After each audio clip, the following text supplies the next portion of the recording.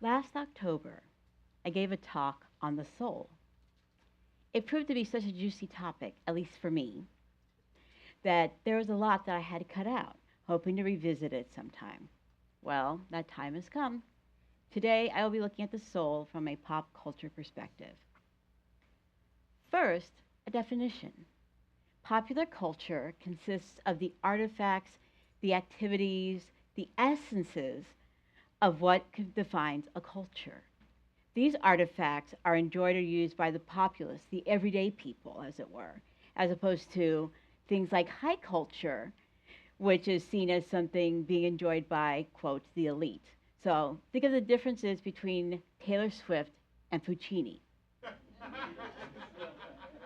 Now, what the soul is depends on who you are and what you believe. For today, let us define the soul as that essence that is truly us, what makes us somebody, that unites the mind and the heart, that animates the machine that is our bodies. Now, for a while, I have been pondering the use of the word soul to describe certain things, like music, for example, or food. Well, like a good little librarian, I did my research. Now, the signifier soul within the Black community embodies notions of authenticity and pride in Black identity. Now, back in the day, it was aligned with cultural experiences of what were considered lower class urban Black Americans. But then, during the civil rights movement of the 1960s, it gained much more prominence and respect when Black nationalists, such as the Black Panthers, encouraged celebrating Black culture and heritage. The phrase Black is beautiful was born around this time. Now, my mom, hi mom, embraced many aspects of the civil rights movement. She wore an afro, she carried a pick comb, as did I. She worked with the dashiki cloth to create a really amazing tablecloth that we used for Thanksgiving and Christmas. And she worked as a civil rights investigator for the federal government for her entire 38-year career. Go, Mom.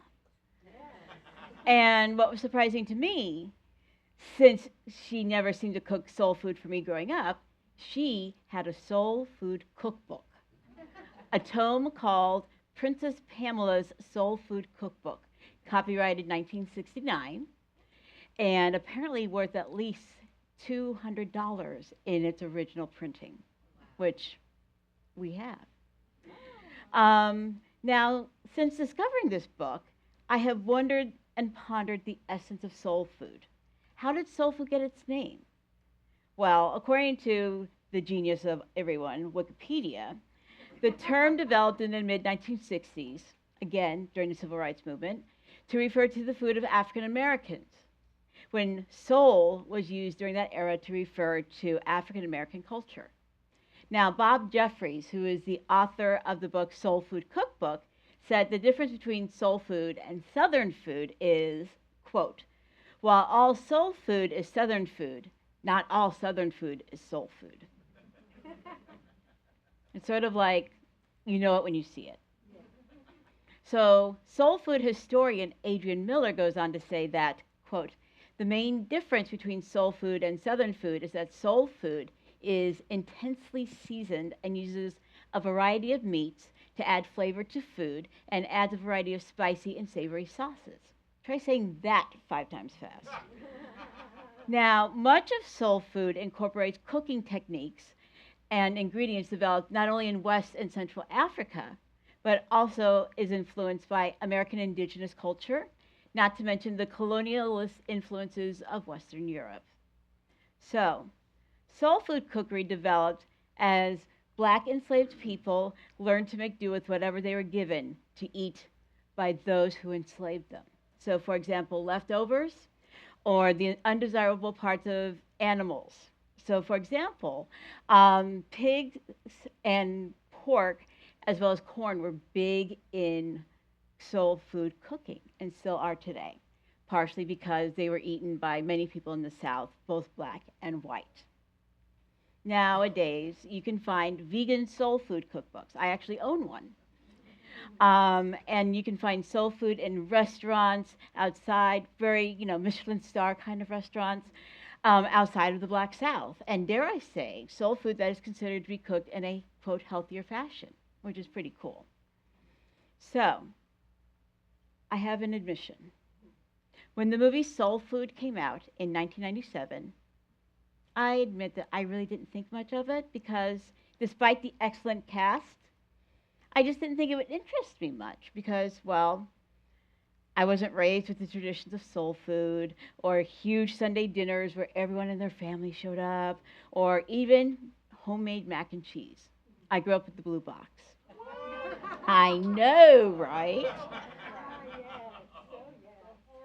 The horror, the horror. Now I do Annie's mac and cheese, so there you go. Mom was busy saving the world. Okay, all right. So there you go.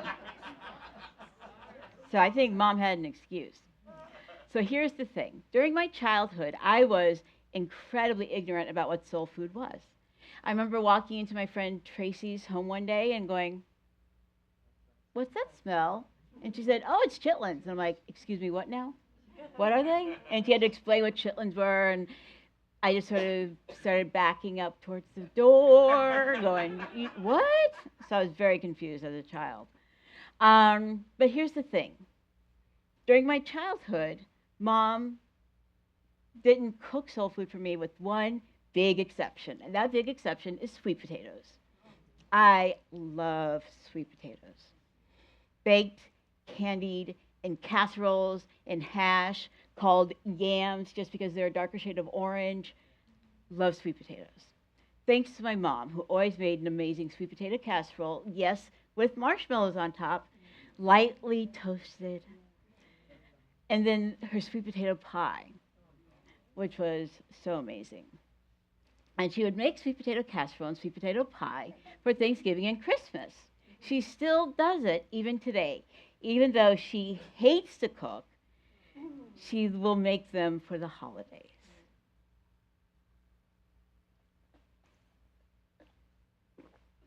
Now, here's the thing. She verbally passed down the recipes for both sweet potato casserole and sweet potato pie to me. I learned to cook them when I was really young. I would try to lick the batter mixers of the sweet potatoes and learn that sweet potatoes have strings in them. You just work with them. And then I would learn how to toast the marshmallows just right. I learned how much evaporated milk to pour in because, of course, there weren't exact measurements. It was just, till it looks right. So, which is really hard for people who are more mathematically inclined in their cooking. You just sort of say, "Oh, just pour in a little bit." It doesn't work. So, eventually, I started trying to figure out what the measurements were. I then wrote down this recipe to be included in a family cookbook that was being compiled by my former mother-in-law way back in the 90s, mid-90s. And my mother-in-law was an amazing cook, still is. So now it could be argued that the recipe for sweet potato casserole and sweet potato pie are the only soul food recipe in this family cookbook, which has gone through a couple more iterations as other people married into the family. I mean, after all, as far as I know, I'm the only black person to have ever married into the family. My in-laws and my husband are white. And as far as I know, I'm the only black person to have contributed a recipe to this cookbook so far. Hopefully my sons, Duncan and Griffin, will be invited to contribute. And of course, sweet potato pie and sweet potato casserole are considered to be soul food dishes. But I believe that every dish in the family cookbook could be considered a soul food dish because every recipe was contributed by a person who gets true, deep, soul-filling satisfaction from cooking or eating that recipe. It makes them think of childhood or of home or of safety or maybe when things were simple or simpler at any rate. And I think that's what soul food truly is. It's a food of the soul. Now, soul music, on the other hand, I was not ignorant of at all. I grew up on it hardcore. Aretha Franklin, Marvin Gaye, the Supremes, Al Green. I love this music. I grew up on neo soul, Motown, psychedelic soul, and so many more subgenres. I also love that the roots of soul lie in the blues, which I didn't get a good appreciation for until college, when I started hanging out with someone who loved the blues. And every Sunday night, or Sunday morning rather, because it was Saturday night at 12 midnight, one of the radio stations in Providence would play nothing but blues for 3 straight hours. I even got a chance to see Albert King perform live at a blues club in Providence. So, the thing I love about the blues is that it is a quintessential American music genre, and the roots of soul lie in the blues. So, why is it an American genre? Because the blues stems from spirituals and work songs that were sung by enslaved people and even people who were not formally enslaved, but instead were working on the railroad, working on the roads, just working in the early part of this country's history up through at least the 1950s and 60s. Now, blues music, it tells the stories of the freed people during Reconstruction and the Jim Crow eras, and now, one might argue. It is a music of struggle, a music of resilience, a music that is the basis for so many other genres of music, such as country and western, both types, country and western, jazz, rhythm and blues, rock, and yes, soul. So soul music, according to some, can be seen as the, quote, black interpretation of the blues, while rock and roll is seen as the white interpretation. But I don't think it's that easy. I don't think it's that simplistic, to be honest. Because think of it this way. There is a subgenre of music called blue-eye soul. It came about in the 60s, and it involves people like Daryl Hall and John Oates, who are white. And then there are black people in rock and roll like Jimi Hendrix and Prince, many others as well. So it's not so quote-unquote black and white as we might like to think. So what is soul music? Soul music is characterized by intense vocal delivery, call and response patterns, and the vocal gymnastics of singers like Mariah Carey, Whitney Houston. So similar to the blues, soul music possesses an emotional intensity. It expresses the feelings of the creator, whether it be the singer or the person who wrote it, whether it's pain or love, whether it's personal struggle or triumph. Like in what we see in the soul music of the protest era of the 60s and 70s, we see a lot of things like a change is going to come, that hopefulness that's there in the music. We see things like in the 70s, things talking, like What's Going On by Marvin Gaye. What is going on? So many of these artists were expressing what's going on, so to speak. Now, given these characteristics, it makes sense that soul music is called just that, because it stems from the souls and it stirs the souls of those who hear it. Now, I was really lucky, like I said, in that I grew up listening to soul. My mom had a bunch of soul albums, vinyl, which has made a huge comeback. And now some of those soul albums are in possession of my older son, Duncan, who loves vinyl. I gave him my copy of Thriller, which was a first press, and he was like, "Oh, Thriller," and he just took it. He's got Earth, Wind, and Fire, classic disco, but it's Earth, Wind, and Fire. They go beyond disco, in my opinion. And for a while, Mom and I would talk about whether or not soul music still existed, because a lot of these albums that we gave to Duncan were from the 70s, maybe early 80s. But then a certain super duo called Silk Sonic appeared on the scene. Silk Sonic came out with an amazing song and music video called Leave the Door Open. Silk Sonic amazed her so much, particularly the video, that she allowed that, okay, maybe soul wasn't quite dead. Now, Silk Sonic is a super duo formed by Bruno Mars, who's big in R&B and pop, and Anderson .Paak, who's big in R&B and hip hop. The song Leave the Door Open won several Grammys in 2022. And what I think is amazing is that they withdrew their nomination from the next year's Grammys because they didn't want to sweep it. They weren't necessarily, I don't think they were being cocky. I think they were being pretty much outright truthful, and they wanted to give other musicians an opportunity because people saw and felt the impact of Leave the Door Open and the album that they recorded later on. Now, I had the opportunity to see Silk Sonic perform in 2023 in Las Vegas in the MGM Grand. It was my first Vegas show. I've never seen a show in Vegas. And I had a seat way up top, but it was so amazing. The crowd interacted with the singers. Bruno and Anderson interacted with their backup singers. They sang really dramatically. They acted out lyrics like, you know, similar to like the Supremes. And then they wore these amazing velvet suits with collars to their shoulders and unbuttoned down to here. They had the gold chains. It was so retro and yet so amazingly earnest and honest. And there was even at one point where Anderson .Paak collapsed on the floor in hysterics, acting it out, of course. And the crowd just went wild. We swooned. It was amazing.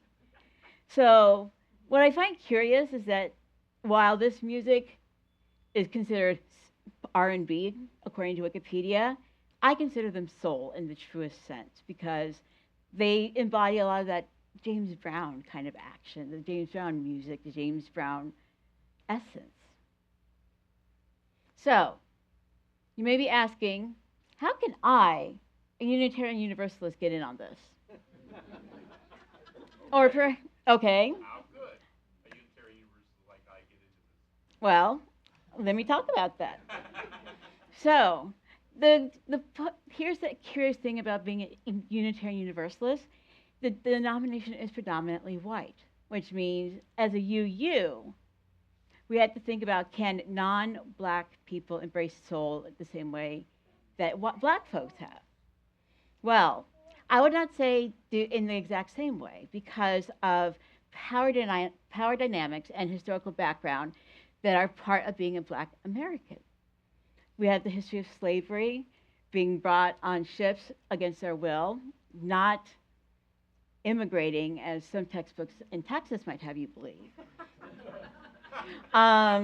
We've got things like Jim Crow in the 1930s. We've got Ku Klux Klan. We've got white supremacist movements. We've got who gets hired and who doesn't get hired. We've got DEI being stricken from hiring practices in the federal government, in schools, in academia, maybe even the private sector, in Target.